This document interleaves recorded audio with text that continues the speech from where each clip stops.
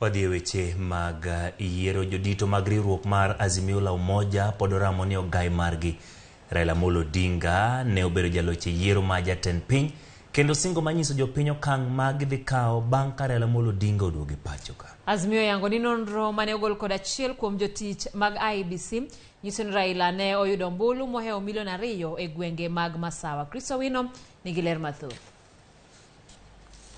Jodito mag riwruok mag Azimio la Umoja e bwo telo ma jatend duond bura mar Wiper Kalonzo Musyoka kod jalup Raila Odinga e yiero mokalo Martha Karua omedo duondgi e wi nonro mane oyango ni Azimio ne oyombo e yiero maduong' mokalo. E twak margi kod jofwamb weche e log tich ma jatend duond bura mar Wiper Kalonzo Musyoka, jotelogo owacho ni nonro mane ogol kod jotich mag IEBC kelo to e wi duoko mag yiero mane ogol tarik 15 dwe mar aboro higa mokalo. The data released by the whistleblowers is a bombshell that compels every Kenyan of goodwill to ask themselves if indeed we still have a democracy. The data calls into question the outcome of the presidential elections and the credibility and legitimacy of our entire electoral system and infrastructure. Even though we respect the court, we do not agree with them one bit. So this is not the first time that we are saying we won. We did. This is not the first time we are saying we won. This information just reinforces what we already knew. Kalonzo Musyoka omedo wacho ni ranyisi magingo en ranyisi makende ni IEBC ne ochocho yiero maduong' mokalo kendo puoyo jotich mag IEBC mane owuok oko manyiso kaka IEBC ne otayo yiero mokalo ataro kod chik. There are more revelations in our possession that will unearth the filth in the 2022 general elections. This was not an election, but a sham. Jalup Raila Odinga e yiero mokalo Martha Karua osayo IEBC kuom ne tamore miyo jopiny thuolo mar ng'iyo kuku maduong' mar kano ombulu mar IEBC mong'ere kaka sava, ka owacho ni IEBC ne otimo kamano nikech ne ging'eyo ni adiera dhi wuok.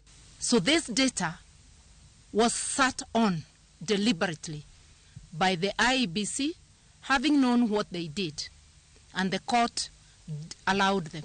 The truth is finally out. No wonder there are reports that at the IEBC they are interrogating people to find out who let the cat out of the bag. Jagoro maduong' mar duond bura mar Jubilee Jeremiah Kioni odhi nyime kod chung' ka tiende ni ogai mar Azimio Raila Odinga ne oyudo ombulu mathoth e gwenge mag Masawa ataro kod duoko mane ogol kod IEBC. Kaluwore gi nonro makamano, Raila ne oyudo ombulu mohewo milion 2 Kenya madiere kendo yombo William Ruto e kaontis mag Kiambu kod Kirinyaga. For me, I feel vindicated. We did so much within Mount Kenya region, and it was unbelievable to be told that Raila Amolo Odinga only got 800,000 votes from our region. While in the public domain as released by IEBC, Raila is said to only have gotten 800,000 votes from Mount Kenya region. Without counting the diaspora, the figures that we have today are that Raila got 2,607,977. Mageti mrenda lo achiel kende bang' jagoro maduong' mar duond bura mar Jubilee Jeremiah Kioni golo duoko mag nonro makamano chieng' tich adek. Azimio kata kamano otamore yango nyinge jogo mane omiyo gi nonro makamano ka giwacho ni gin moko kuom jotich mag IEBC. Azimio bende osingo mar biro chiwo ler mathoth e wi nonro makamano kaachiel gi nyiso jokenya okang' ma gidhi kawo bang' ogai margi Raila Odinga duogo e pacho kae. Twashukuruni sana. Riwruok mar Azimio la Umoja osingo biro lero ne jokenya e yo mang'ith kaka duol matayo yiero e pacho kae IEBC ne okwal ombulu mag ogai mar Azimio Raila Odinga e yiero mar tarik 9 dwe mar aboro higa mokalo.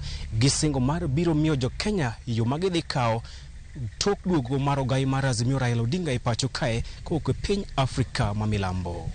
Chris Owino, Ramogi TV, Nairobi.